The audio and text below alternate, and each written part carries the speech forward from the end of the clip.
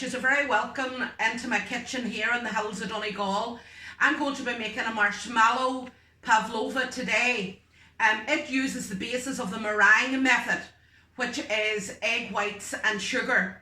It's a recipe or a method that is, I suppose, got a bit of controversy about it because there's a few people or countries who would like to claim ownership of the original copyright, insofar as maybe Poland, Austria, but probably one of the most famous people related to meringue was Marie Antoinette, and when she came to France, she's supposed to have been very partial to meringue and even tried making it herself. Who knows if that's the case or not.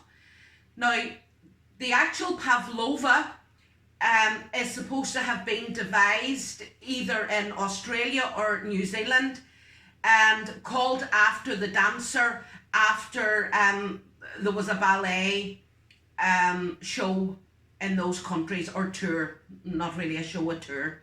So anyway, we'll give it a start now.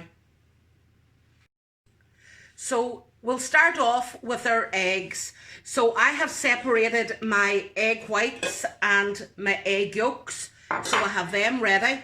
And I'm going to put the egg whites into the beater with the whisk attachment, and I'm going to whisk it until they're very, very stiff peaks. Now, I have the oven on at 100 degrees. It's very important that you don't go beyond 100 degrees because you don't want your meringue to go brown. You want it to stay white, and if you put the oven over that, that isn't going to happen. If you have a very powerful fan oven, I would even drop it to 85 degrees. Now, I have my tin prepared, and this is a secret that I'm going to tell you about. I make my pavlova in a removable base tin, and it means that I have a uniform shape to work on when I'm decorating it. And whenever you do it on the baking sheet, and it's fine to do it on the baking sheet, but when you put it on the baking sheet, you really have no control, and it can widen and, you know, slide about, but you have control when you have it in the tin. So I'll go ahead now and I will beat up my egg whites.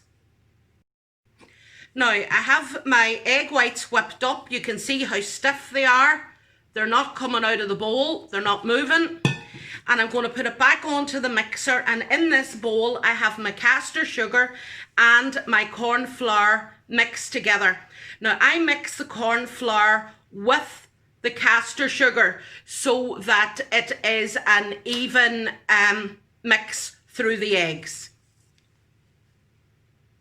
Now, folks, this is how your mix will now look after you have added your sugar and your corn flour.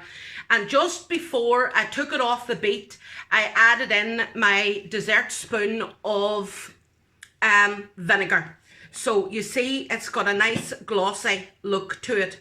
Now, I always use metal spoons whenever I'm using meringue, whenever I'm working with the meringue. Now, I'm going to decorate mine today with lemon curd and strawberries. So hopefully that'll be tasty, and I'll show you how I make my lemon curd. But in the meantime now, so I just fill this into the tin. Now, you just need to, you don't want to be getting air pockets. Now, I usually make this at night, and the reason being that I'll keep the oven on for 2 hours, and then I will turn the oven off, but I will keep the meringue in all night, and then it's ready for me the next day. And, you know, I am, as I said to you, I'm making lemon curd for mine. You don't have to do that. You know, you could just put cream and fruit on the top. But another thing that's nice on it is a fruit compote. you know, using raspberries or strawberries. That's also nice on it. And then, you know, set your cream on top of that and then your fruit on top of that again. Now, you want to be sure that you're getting it right down, because if you have any air pockets in it, when you go to take it out of the tin, it's going to collapse on you.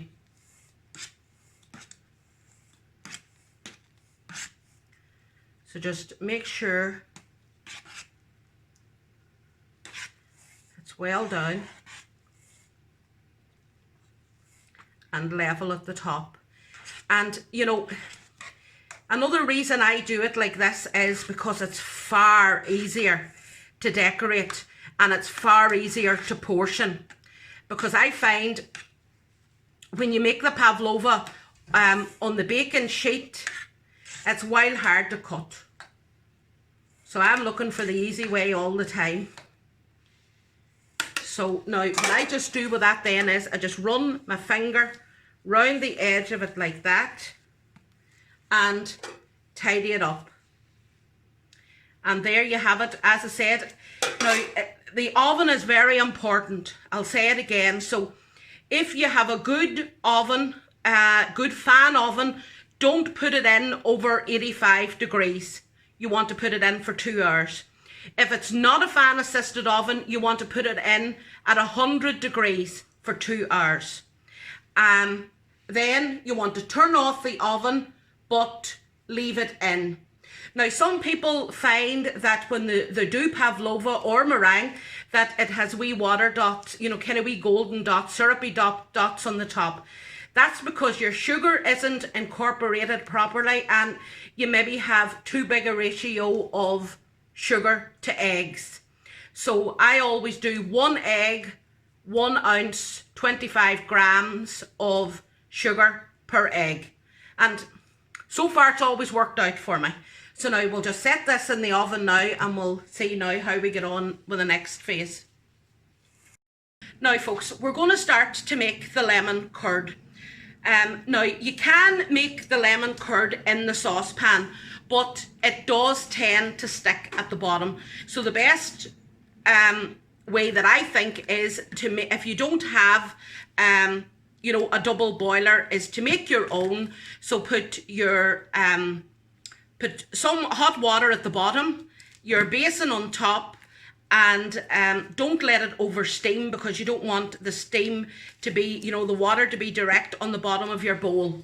Now, ideally, I would use a glass bowl or a metal bowl, but unfortunately, I don't have any of that to hand so as you can see what's going on. I've used this clear plastic one.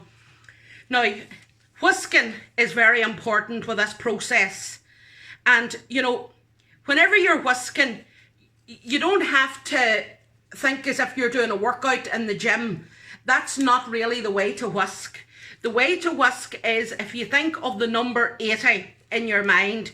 So you're doing the figure 8 and then the figure O, the figure 8 and the figure O. And that means you're clearing everything off the bottom, so the chances of it sticking are slim. So if you're making a white sauce or anything in the saucepan and at a later stage, it's always the same.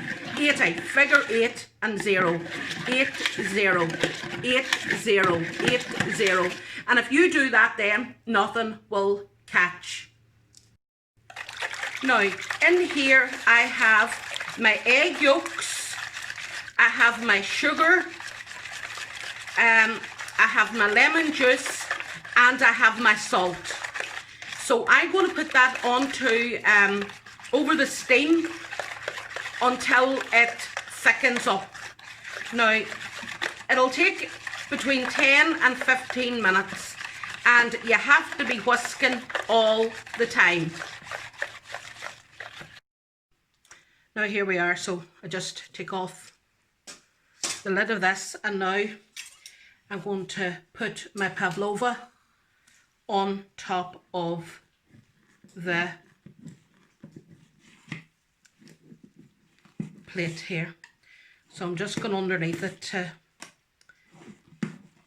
clear it at the bottom. Make sure it's not sticking at the bottom.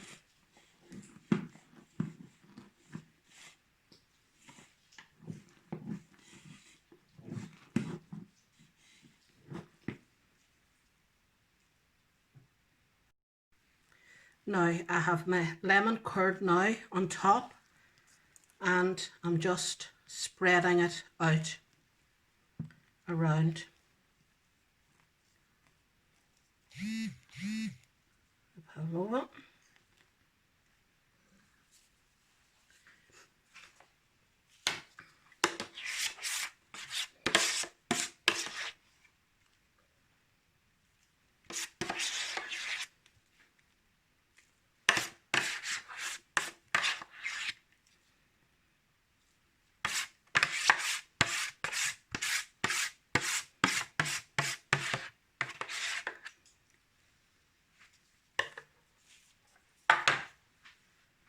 Just spread that around nicely. Now I have fresh cream whipping. Now I didn't add any sugar to the fresh cream because this is already a sugary dessert, so I thought it would be sweet enough. Now I'm just putting a good layer now of fresh cream on top, and with my palette knife I'm just going to spread that out. Now my strawberries have come from a local grower, so they're not going to be the same as if you're looking at a glossy magazine or if you're watching one of the top baking programs where everything has to be a standard, you know, everything has to be a uniform size, not a standard size, but it has to be a uniform size. It's not possible when these things are just coming out of the garden. It's hard to get them so uniform. Unfortunately, there's a whole load of different sizes here, but we'll see how we get on. So now I'm just going to start now, and I'm just going to put my strawberries right the way around this now. If you want to leave me to this, I'll be back to you in a few minutes.